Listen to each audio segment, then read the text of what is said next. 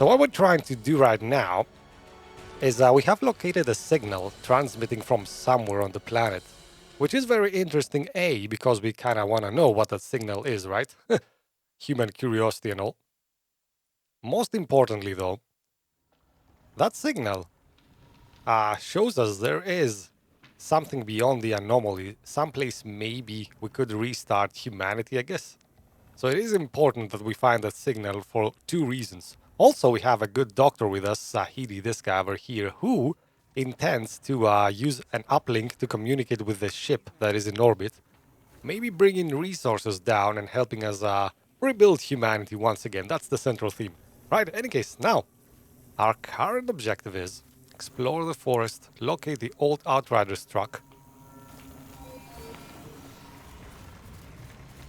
Also, I've kinda worked a bit off screen. Let me fix my mic here. So I have leveled up my character quite a bit. Hopefully we have an easier time in this live stream. Although to be honest with you, I haven't yet died, which is kind of remarkable in itself. Like we have had 2 3-hour live streams up to now and I haven't died a single time. It's gotta be some sort of record. I gather I will try hard not to die in this series. Maybe this could be the first series. Around for the guy Mercero's in debt to. Curious to see what his game's about. Maybe this is gonna be the first series where I never die. I would like to have one of those in my resume, you know. Alright, any case, out in the forest we go.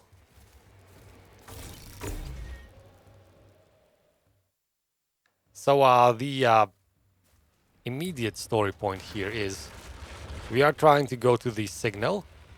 To do that, we have to go through the forest, and our truck has kind of broken down at this point. So, while we're waiting for it to be repaired, actually, no, we're not trying for it to be repaired. We're not waiting for it to be repaired. We are actively helping that cause by venturing out into the forest and looking for some spare parts from another vehicle that was trapped here like 30 years ago. So I'm sporting the same kind of equipment I did in the last stream. I'm playing with an LMG. My favorite gun type in this game because it has a lot of bullets. I'm easy to please that way. And also I have 2 turrets to help me. So it's kind of like playing with 2 other players at this point. Like my 2 turrets are very effective and I can also spawn them like very often.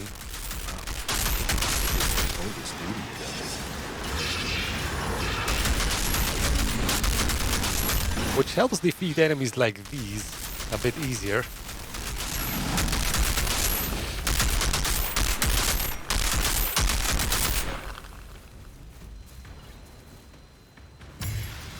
I have to be actually careful not to get too cocky at this stage of the game because mobbing out the ads, the easy enemies is, well, it's very easy. And then you get to the boss fights and it's a whole other level of difficulty. So gotta be careful not to get complacent or anything. Right, venture further into the forest. Now there's a side mission here. We're not gonna do side missions in the live streams. Obviously, I want to keep the story moving. Hold on. I see some enemies up ahead. Defeat the monster, says the objective. What monster? We'll find out soon, I guess.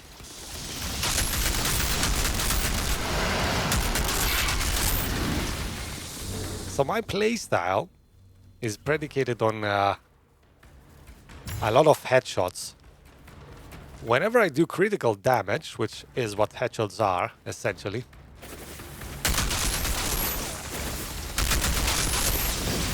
I do not waste any bullets. And that's why you're gonna see me almost never reloading in this game. I'm using a combination of skills and weapons so that I can avoid reloading as much as I can, always keeping the pressure on. Let's hope it works out though, because during boss fights, yeah, that plan is kind of thrown out the window sometimes. Oh shoot! Forgot about this guy jumping.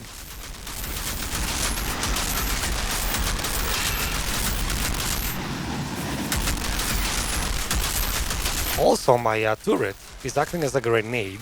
As you can see, whenever I throw it, it does some toxic splash damage there. Uh-oh.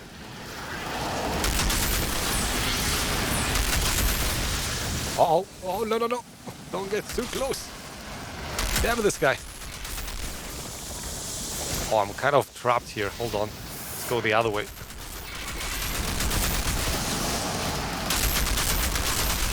And there you go.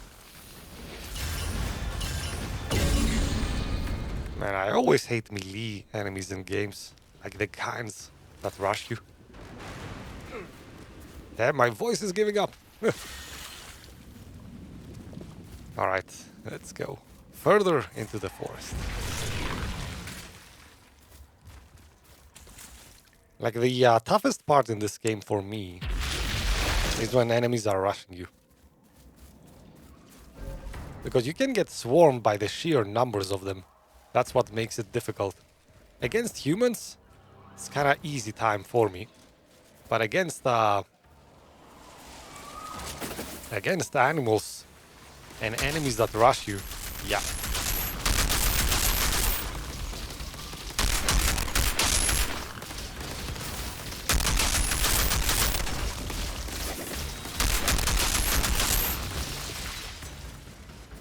I think it's kind of similar for most gamers, actually.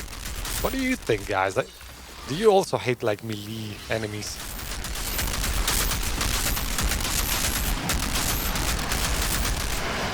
There are some people who actually like them. Because while enemies like that rush you and they can make you panic and whatnot, they do not have guns usually, which is kind of offsetting the danger, I guess. As Kenzie says, why don't you swear even though the game has the swear word in it? Oh, I'm keeping it family friendly, Kenzie. That's kind of not only because I need to, because of YouTube, you know, rules and stuff. It's also kind of my style, like, I don't swear a lot. I also do not get angry a lot. It's kind of the thing about me.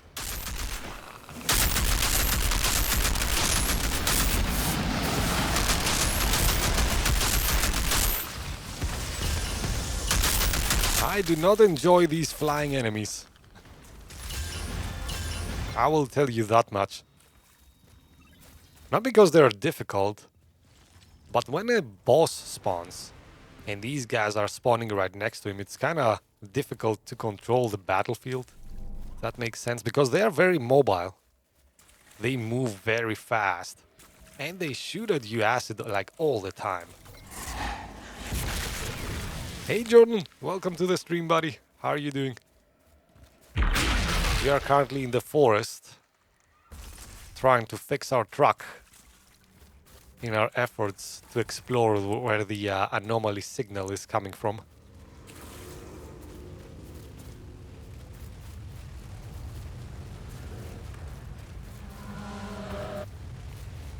This area is gonna be filled with animal enemies. In the previous livestream, we actually defeated the Chrysaloid. Like, that was a very epic fight at the very end of the livestream. Where are the enemies? Ah, there you go. That area kind of looked like it should have enemies. Whenever you see like open spaces and places where you can take cover and whatnot, that's usually a dead giveaway.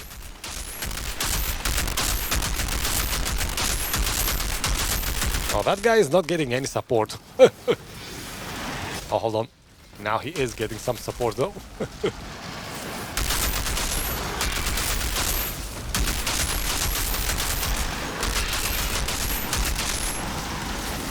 Yeah, we should put this guy out of commission as soon as we can, because if he comes close, it's not gonna be a good time for me.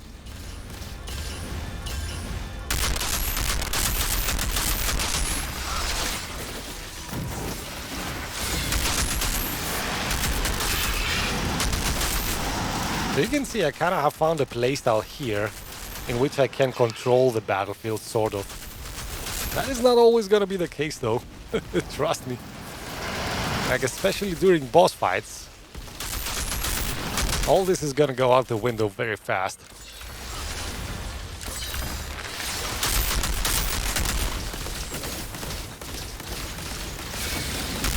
Like, I usually can control small enemies, not getting too close to me. But bosses are just such bullet sponges. You just cannot do that. Oh, that bird is not dying, is it? Come on, go down. There you go. Let's collect the loot.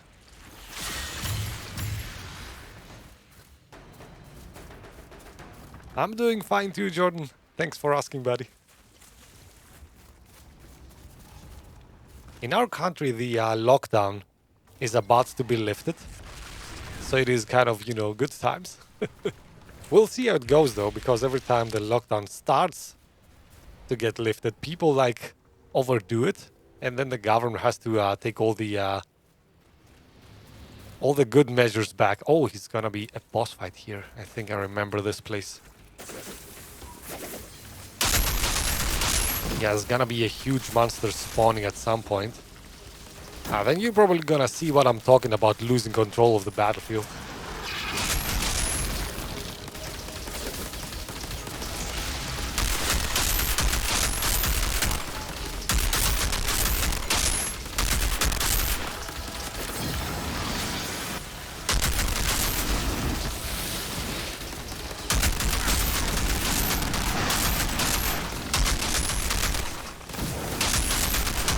By the way, you see me constantly throwing that turret, even though it doesn't land next to enemies. Whenever I throw that turret, it gives me like 40% extra damage. That's why I'm constantly throwing it. Each time I throw it, I get 40% extra damage for like 10 seconds. So it's kind of part of my playstyle. Alright, and I think here comes the boss, if I'm remembering correctly. Yeah, there he is. Alright, now this is not gonna be an easy fight. Try and weaken him down, and I have to always deal with these guys first.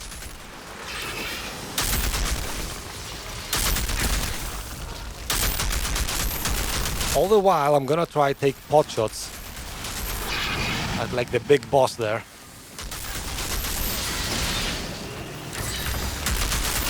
Oh damn, okay, that got me good.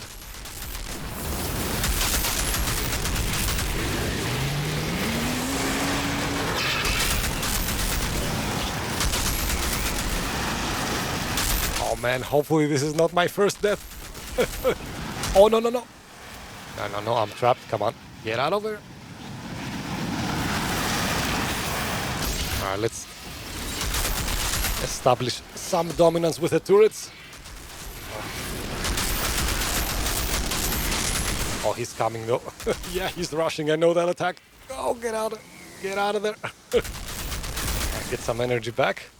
Oh, yes. Freeze him.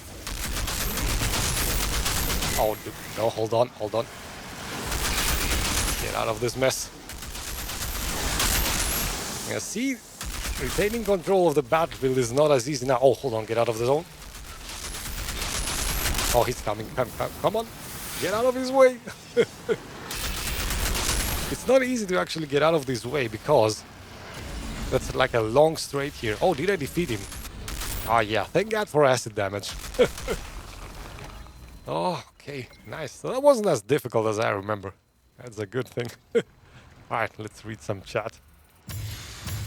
Just woke up, says Lawrence. Jordan, sorry. Yeah, it's actually the same with me. Whenever I live stream on Saturdays, it's like immediately after I wake up. It's kind of why my voice is giving up on me as well, I think.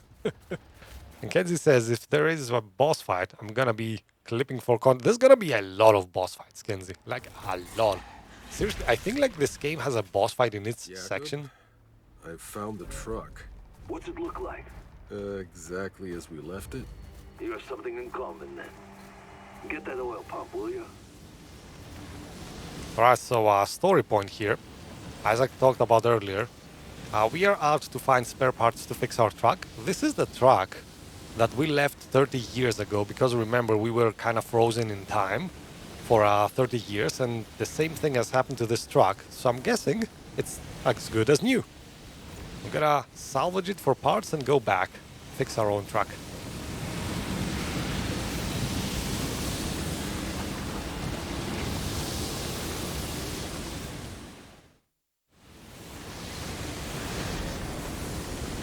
Alright, I'm guessing objective completed.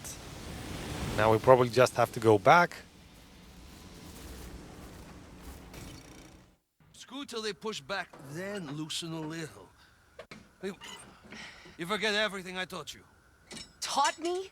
You think you taught me anything, old man? Unbelievable. Feisty. She definitely got her temper from you.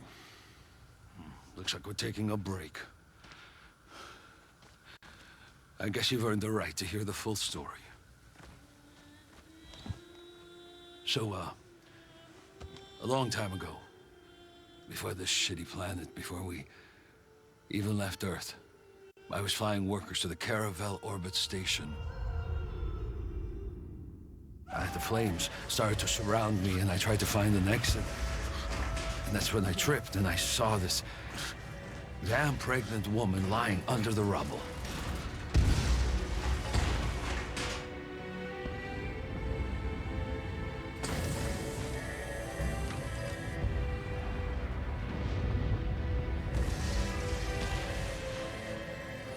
I was able to save both of us.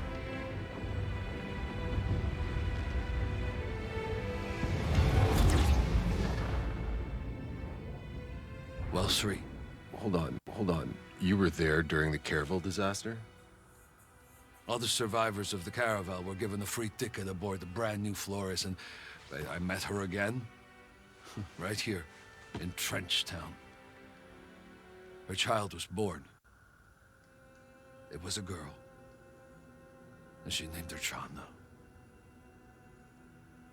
Then that little brat was only 6 when she saw her mother killed right in front of her. So you raised her. Go on. The truck isn't going to fix itself.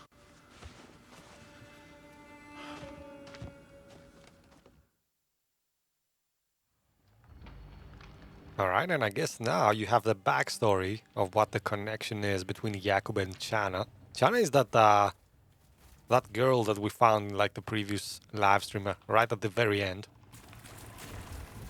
Seems to be kind of a weird connection between them. Like, he's not her father, as you heard.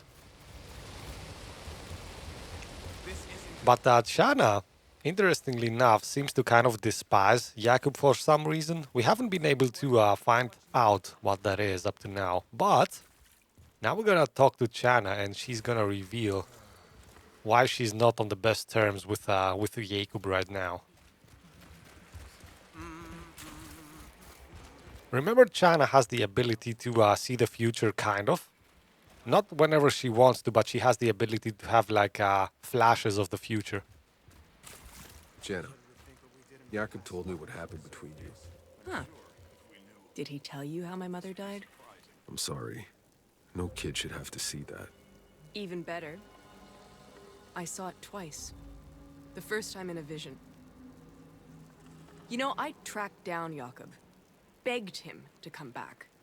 Because he wasn't there in the vision when she died. I thought, if he was there, maybe it wouldn't come true. But Jakub doesn't listen to anything I say. And there you have it, I guess. That is why Chana kind of despises Jakub, because she believes he could have saved her mother. There's actually a lot riding on... If I may, as an altered, you are not allowed to join our ceremony due to scientific complexity. But rest assured, your presence in our humble camp is appreciated. I personally oversaw preparations for your private hut. There's a place to rest, food, even a bottle of something special. You'll find it by the stairs to the ceremony tent. Alright, so just to conclude what I was saying about Chana, a lot is resting on her visions. Like, we have 2 key visions. Actually, the most important one being, she has seen the future in which there is no anomaly, like a good future, a planet bristling with life and whatnot. And in that image, she can hear our own Outrider here. So she knows that whatever that future holds, she has to stick with us in order for it to come to fruition, I guess. Anyways, now, there is a certain ritual going on here, interestingly enough. You're gonna find out soon if that is a good or a bad thing. Well, hint, it is a bad thing, but you're gonna see. In any case, we are not allowed to participate for some curious reason, and we're gonna rest in our hut, I guess, until the ritual is over. Let's take a rest.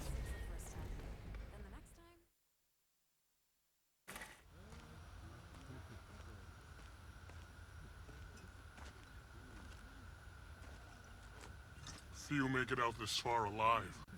Even less mean to keep going. What is it you're looking for, friend? I'm not your friend. You don't know what's out there. There are things I could tell you. Things I could warn you about, but you would not believe these things. And what makes you so sure? Because the things I've seen, even I do not believe them.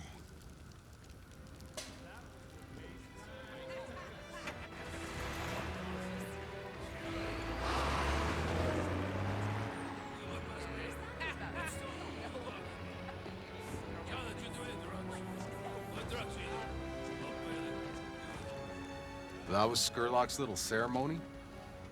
How was it? It was weird. Bunch of rambling speeches about brotherhood. We all picked stones from a basket. And hey, there was music and free drugs, so not all bad. Where's Zahidi? Went off with Skurlock talking some science mumbo-jumbo. Well, he'll be back. No, he won't. Your friend picked the Black Stone. What are you talking about? They're taking him to the facility. Get me out of here. I'll lead you.